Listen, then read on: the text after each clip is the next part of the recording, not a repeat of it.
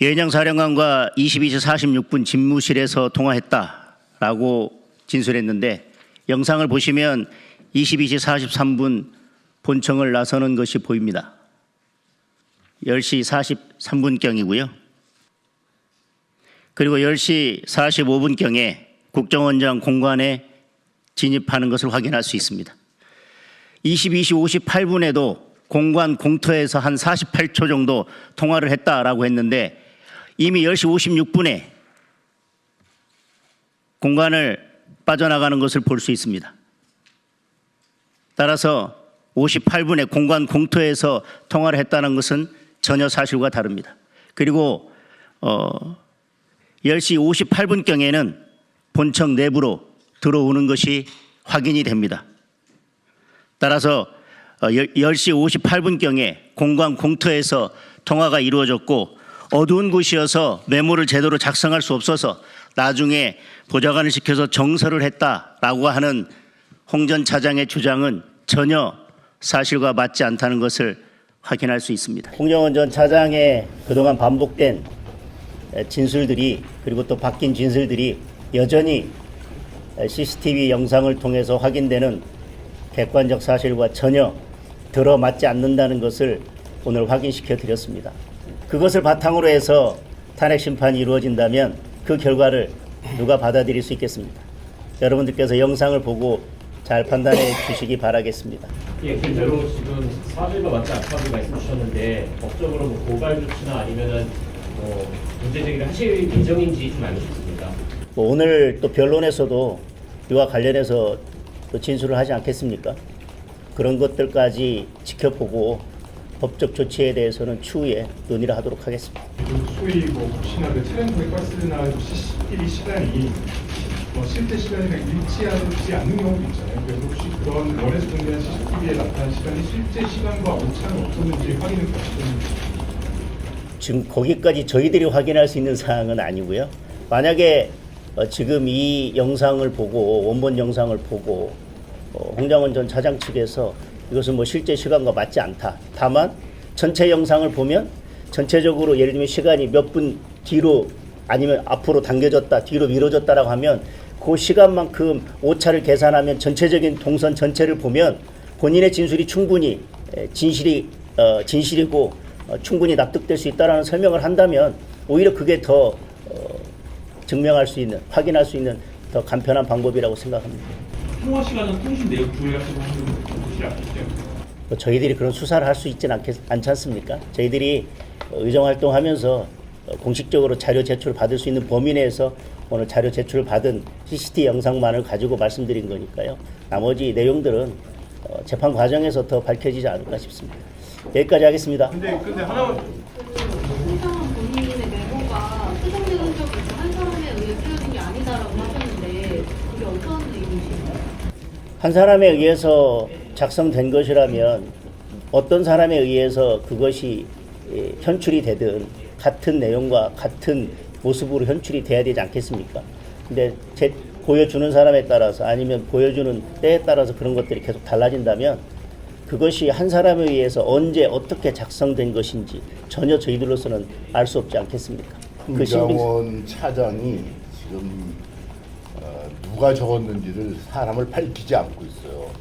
이게 밝혀진다면 받아 적은 사람이 제가 받아 적었다, 언제 어떻게 했다고 얘기를 하면 다 진실이 드러나는데 누군지를 지금 얘기하지 않고 있습니다. 이 자체가 숨기는 게 있다고밖에 볼 수가 없는 거죠. 아까 통화 내역 관련해가지고 말씀하셨는데 홍장원 차장이 개인 핸드폰 하나 그리고 업무용 핸드폰 하나 또 용산에서 지급된 비화폰 이렇게 3개를 사용했다고 합니다. 그 3개의 핸드폰에 대해서 사건 당일 통화 내역을 국정원 측에 자료 제출 요청을 했는데 국정원 측에서 개인정보 보호 차원에서 제공할 수 없다 이렇게 답변이 왔었고요. 그 문제에 대해서 지금 우리 국정조사 특위에서도 자료 제출 요구를 민주당이 복촉을 하지 않고 있습니다. 그래서 그 부분에 대해서는 아직 확인이 안 됐습니다. 근데 그 홍장원 차장 진술이 거짓이라고 하더라도 조지호 경찰청장이나 김대우 방첩사 수사단장 이런 분들이 같은 취지의 체포명단이 있었다고 진술을 하고 있지 않습니까? 거기에 대해서 좀 어떻게 보시는지. 그것은 지금 이 홍장원 차장의 진술과 결부지을 문제는 아니라고 생각합니다.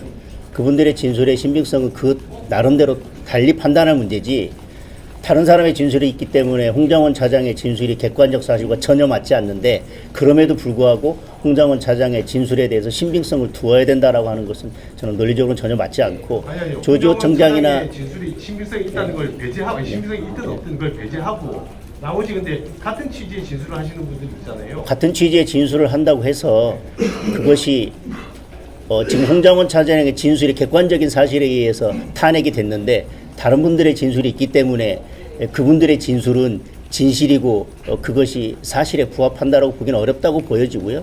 그분들의 진술 또한 다른 과정을 거쳐서 다른 증거들에 의해서 충분히 증명돼야 된다고 생각합니다. 혹시 다른 분들의 진술은 뭐 오염됐을 가능성이 있다고 보시는 거예요? 저희들이 뭐 지금 그것까지 다 말씀드릴 수 있는 것은 아니고요. 예.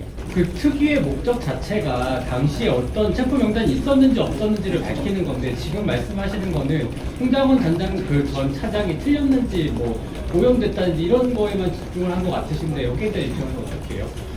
체포 명단이 제대로 된 체포 명단이 있었다면, 그리고 홍장원 차장이 제대로 그 체포 명단을 전달받고 메모를 하거나 그런 것들이 제대로 된 것이라면 진술이 엇갈릴 이유도 없고요.